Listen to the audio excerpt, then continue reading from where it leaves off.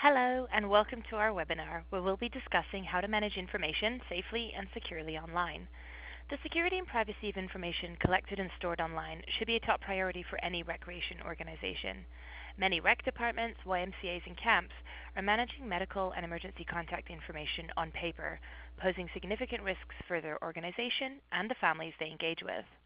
This webinar focuses on the growing importance of keeping personal data secure and highlights the risks of collecting personal information on paper. My name is Michelle and I'm the Marketing Manager here at Pact. I'll be your host and presenter as we explore the finer details of using online systems to manage and store personal data. Before we get started, you might be asking yourself, what is Pact and what does it do? In case you're not familiar with us, Pact is an online emergency network that helps sports associations move information usually collected on paper medical forms, waivers and consents into a secure cloud-based system. This helps them meet legislative requirements around the collection and management of personal health information and provides authorized users with secure access to critical information when it's needed the most. So let's get started. Recreation organizations collect everything from registration records and family contact details to medical history and dietary needs, as well as managing staff records and company information. And you're probably doing it in at least one system, whether purchased or proprietary. So how do you make sure that the information you're responsible for is kept safe and secure in that system, especially when it's online? That's the main question we're going to answer by the end of this webinar, and as we go, keep these learning outcomes or topics in mind. Personal information and what it is, the difference between privacy and security online, an overview of the HIPAA Privacy Rule, and how to keep information secure online. So starting with personal information. The definition of personal information is quite simply information about an identifiable individual. And while that might seem simple at the outset, when we start to ask questions about what personal information means to the individuals themselves, we find that it's not quite as simple and straightforward as it might appear. There's a variety of personal information available about every one of us, and when it comes to determining what is considered private, it can vary from person to person. So use your imagination for a moment here, and picture us all standing together in a large meeting room space. I'm going to go through a list of the different types of personal information available and ask that you sit down when you hear one that would make you uncomfortable if it was publicly available. So ready for the list? Number 1, your full name. 2, your home address. 3, your cell phone number. 4, the name of the school you last attended. 5, your favorite movie. 6, your blood type. 7, your transcripts from the school you last attended. 8, the reason for your last doctor's appointment. 9, your personal health number. 10, your known medical conditions. 11, your credit card number. Which one would make you sit down? We find some people will sit down right at the first one, your full name, while others might sit down at your school transcripts, and yet more will stand until the very end with your credit card number. The point being that personal information truly does mean different things to different people, and here you can see the most common types of information that you may encounter as you connect with the families in your community.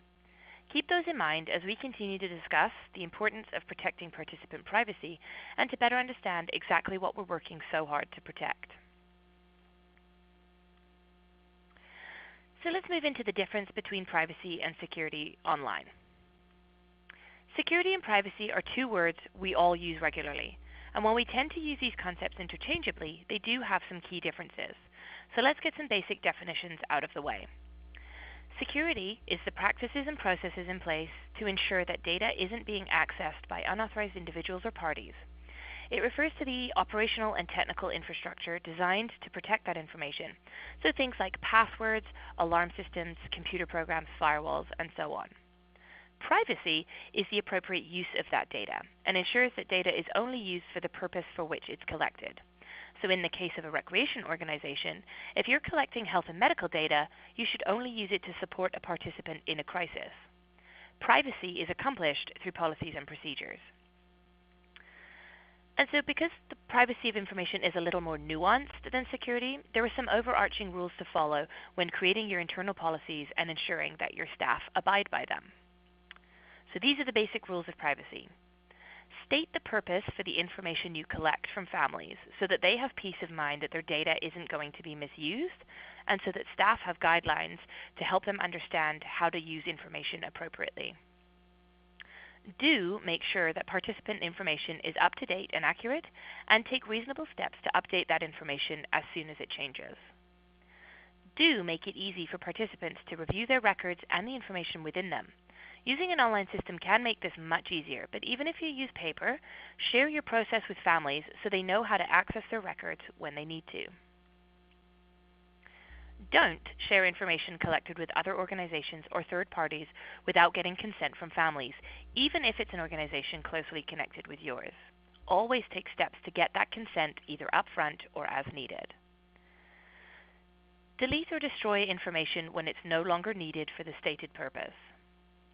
Don't send data to locations where you can't guarantee the same levels of security, whether it's participant or staff information. And finally, don't collect overly sensitive data like religion, sexual orientation, or personal beliefs unless it's vital for a program or activity. So, no conversation about personal health information, especially for our US listeners, is complete without a brief overview of the HIPAA Privacy Rule. HIPAA is the Health Insurance Portability and Accountability Act of 1996, and this legislation came as a result of the realization in the early 1990s that digital medical records were much more efficient than the way that information was being stored to date. You bet, that's a paper. And with that in mind, new standards were required around the management of healthcare information online, and it included the portability of medical information, for example, when changing insurance providers or doctors or visiting an out-of-area hospital, and the protection of a patient's right to medical privacy. While HIPAA was passed by Congress and signed into law by President Bill Clinton, it still took another 10 years to finalize that legislation. Now, recreation organizations aren't covered under HIPAA. It comes into effect as soon as health information is shared with anyone at a point of care. For example, if a child in one of your programs was seriously injured and required medical attention from a paramedic, as soon as you share that child's medical record with an EMT or even a doctor at the hospital, HIPAA is in play. And that's because these are points of care, and while you're within your rights to share this information with them, that's why you collected this information in the first place after all, because you've shared this information with a third party, you need to make sure that your privacy measures are in place to protect your staff and organization. So how do we keep information secure online?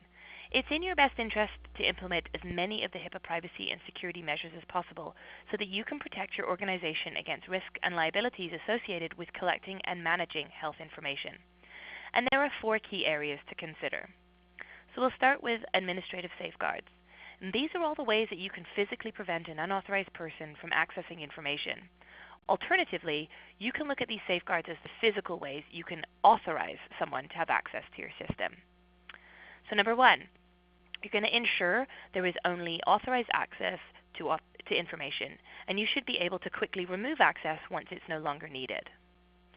You should implement password protection on all the devices you use, whether in or out of the office, and make sure that only authorized staff know those passwords, and update them regularly.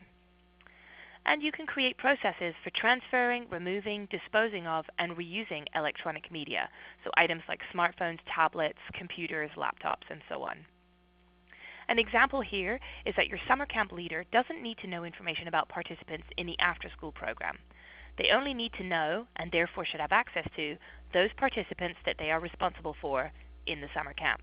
And you should be able to remove their access to information once that summer camp has ended. Next are physical safeguards. These are the physical measures, policies, and procedures to protect your offices, facilities, and systems, most commonly from unauthorized use, but also from natural and environmental hazards too. So you want to consider who has access to workstations or devices that connect to your systems, and ensure that they're in a back office or behind a door that requires a PIN or a passkey or a regular key to access. For off-site devices, make sure that staff don't leave them unattended and always return them at the end of the day. If you have staff that work remotely, whether permanently or on occasion, set in place specific requirements for them to do so securely. So for example, they should be on a secure network and may even be required to only do so on hardware provided by your organization. Next, implement data and system backups for emergencies like a fire or a natural disaster so that if physical hardware is destroyed, the data is not lost with it. It is also important to have this in the case of a system malfunction or internet inaccessibility, anything like that. If you use CCTV, alarm systems, or security services, these provide an additional layer of physical security to amplify anything you already have in place. Next is technical safeguards. These are the technology itself and the policies and procedures around controlling access to information and protecting end-user data. So these include ensuring your organization has complete control over who has access to what information. And that should include the use of unique user identifiers to identify and track user activity, so things like a login and a password, the ability to securely access information in an emergency, automatic system logoffs, and data encryption.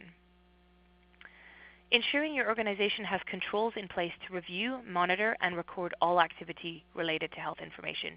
You should be able to see who is accessing information, when, and how they're using it.